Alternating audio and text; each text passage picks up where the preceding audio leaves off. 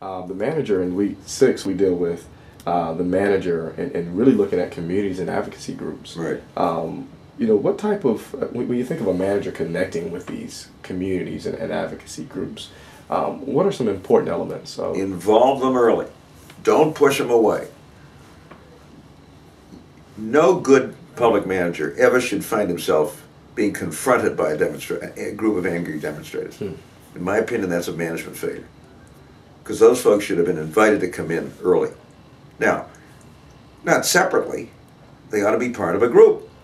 They ought to be part of a group of key players, some of whom they may not agree with, some of whom they've never met. But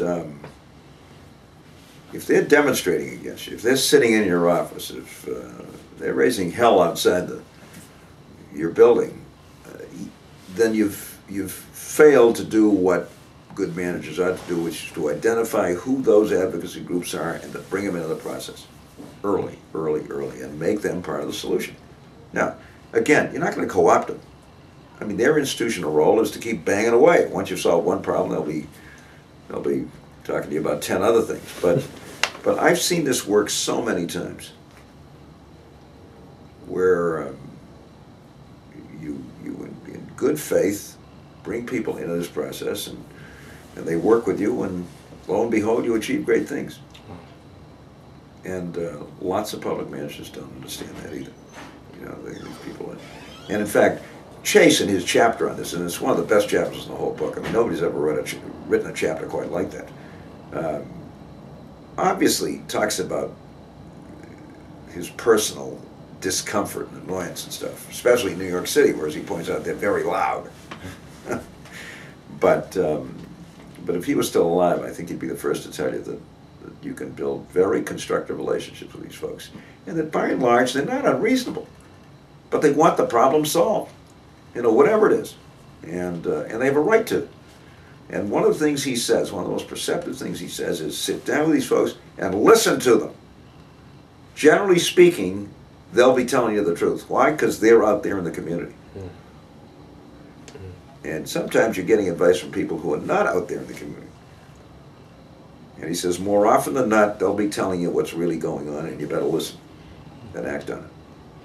That's interesting. So for a manager that often deals, obviously at the local level, probably be a little more connected at times with things in your own city. Right. What are some ways or strategies that managers can really be out in the community more? Well, I think you want to be out a lot. I used to say to my staff, after a couple of days in the State House, get me out of here, get me out, because being out there, interesting enough, was always an inspiration. Yeah. In fact, I'd come back and my staff would wonder, well, hell was breaking loose in the State House. I'd be coming back and full of zip and all this kind of stuff. Finally, I started taking a staff person with me because I realized they were spending too much time in the building. And I wanted them to come out and spend time with me as we did a press conference on the ET program, and another 12 or 15 women on welfare were now working and earning and being and supporting themselves and their kids and reflecting that in their demeanor and so on and so forth. Or we were cutting the ribbon on a new affordable housing project, and so getting out kind of re-energizes you. At least I discovered, I thought it was, and public managers themselves should be doing this all the time. The other thing is that people tell you things. People made a lot of the fact that I used to ride the streetcar to work. Well, I've been riding the streetcar since I was 4, in the town of Brookline. But you'd be surprised at what you learn on the streetcar. People coming up to you, hey, Governor, can I talk to you? Sure, what's up? I learned more about my administration on the streetcar than I did working on the State House. But all kidding aside, I'd get down and look at suits in Filing's basement on Saturday morning when I went into the office, and all those pals of mine who were salesmen, I'd say, so how are we doing? And don't give me a lot of baloney. And they tell you, there's a lot of feedback there, and you learn things and pick up things, and so you've got to get out, and you've got to, and not just in ceremonial stuff. Right. And not even formal town meetings, because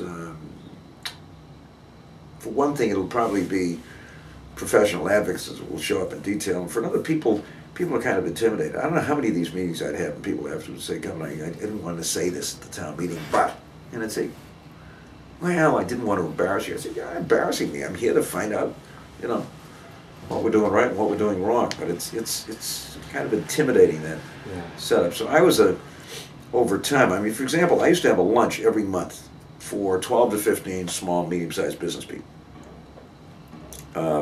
Set up, obviously, by my economic development people.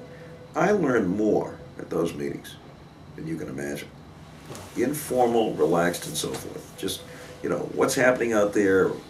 Are we being helpful? Are we being unhelpful? What are the things that we can do to make it possible for you to grow and prosper and create jobs and so on and so forth? It's just 12 or 15, you know, cold cuts and pickles and coleslaw, but in the governor's office. But it was a kick for them, I think, and extremely valuable for me. Now, you can't do this once. If you're going to do it on a monthly basis, you do it every single month, so that over a period of 2 or 3 years, you're getting some real feedback. And it's not unhelpful to you either. They spread the word. Hey, I met with the governor. You know, I mean, you're in the governor's office. Yeah, I was in the governor's office. And many of those folks then went on to become involved with us on task forces and working groups and so forth. But I learned a lot. But it was in the governor's office. It was you know, there was no public. They had no TVs, none of this kind of stuff. Just easy, informal conversation. And public managers should do that on a regular basis.